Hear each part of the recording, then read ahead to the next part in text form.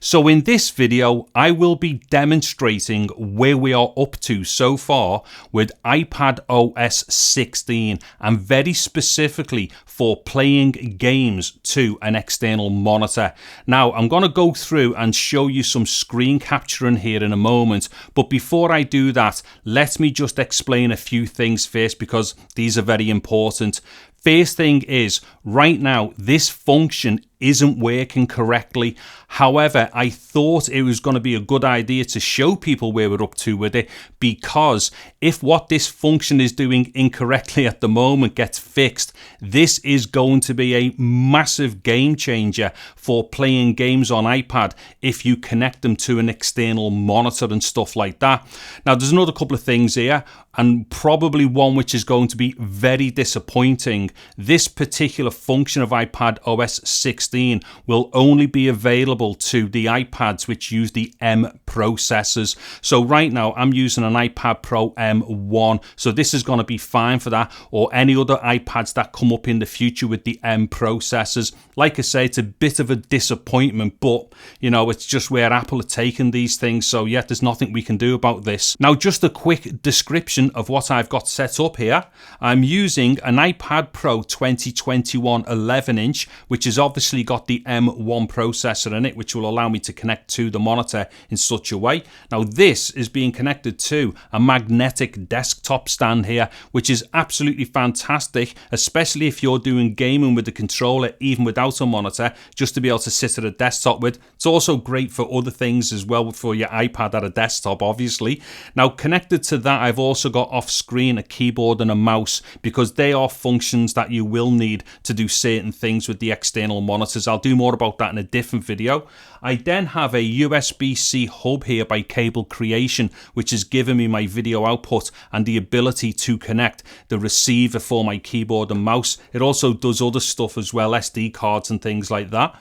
Also, I've got a couple of game controllers here which I use regularly with this setup. One's a PS5 controller, one's an Xbox X controller or Xbox Series X controller, and then finally I'm just on a regular 27-inch computer monitor. Okay, so let me dive into this now and I'll explain everything that's going on. Okay, so as we can see here, I am on the external monitor.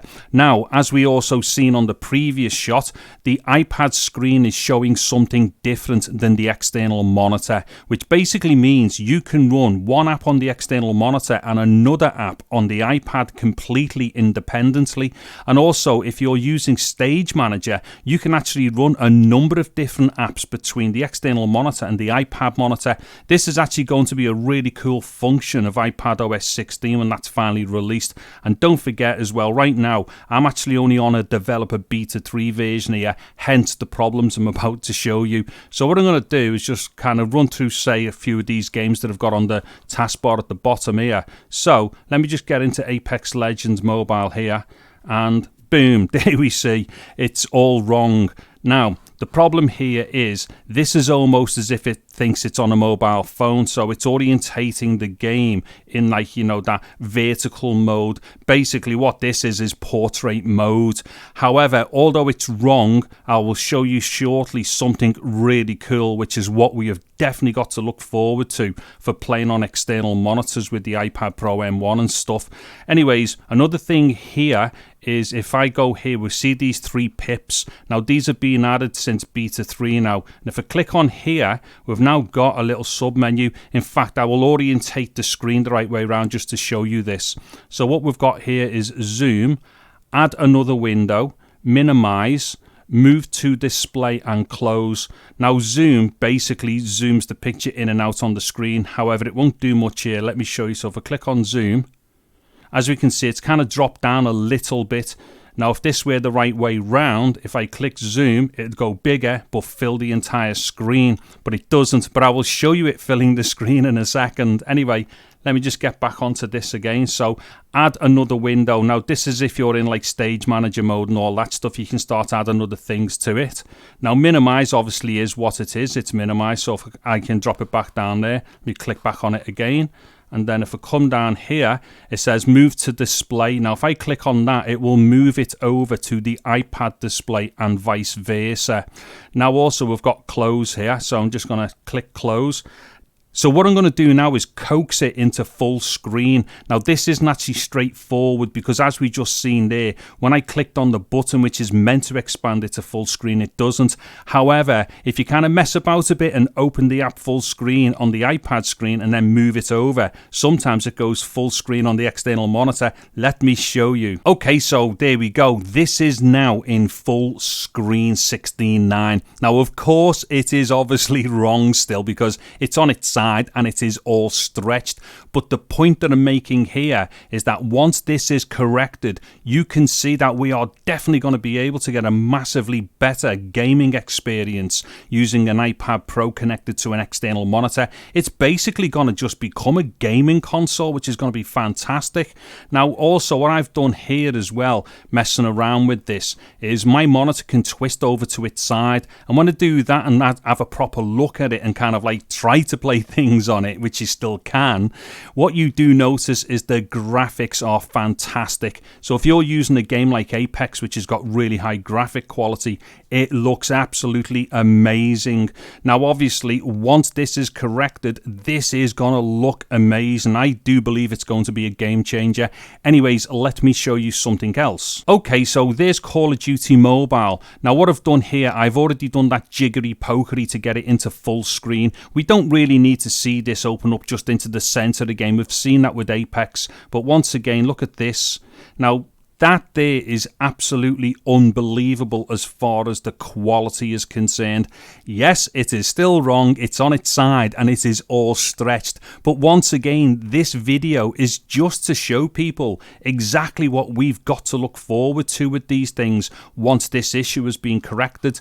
And like I said, I've already had a mess around with this as well, you know, like putting my monitor on its side and stuff and like having to play through stuff. I mean, you can't really play like this, but you can definitely get a good idea of the graphics. And because Call of Duty Mobile also has like fantastic graphics and stuff, and it also does like high frame rates, it is an absolute joy to use on an iPad, and it is going to be absolutely mind-bending when it goes full 16:9 proper orientation on an external screen. Anyways, let me just pop this away. Okay, so up to this point here, we've had a look at like third-party games, and people might be sitting there thinking, but Dave, maybe this is just because the games need optimizing. Well, I initially thought that, but I do believe that it's just a bug within the developer version of the beta software for iPadOS 16 so far. And the reason why I say that is because I actually have some native Apple games here. So these are from Apple Arcade. So let me just jump into these a sec. So this one here, this is Doomsday Vault, and as we can see, exactly the same thing again. It's just opening up in the wrong orientation and whatnot. And again, if I go to the 3 pips there to the sub menu, if I do zoom, it just drops it down a bit, see, and then if I do zoom again, it brings it up.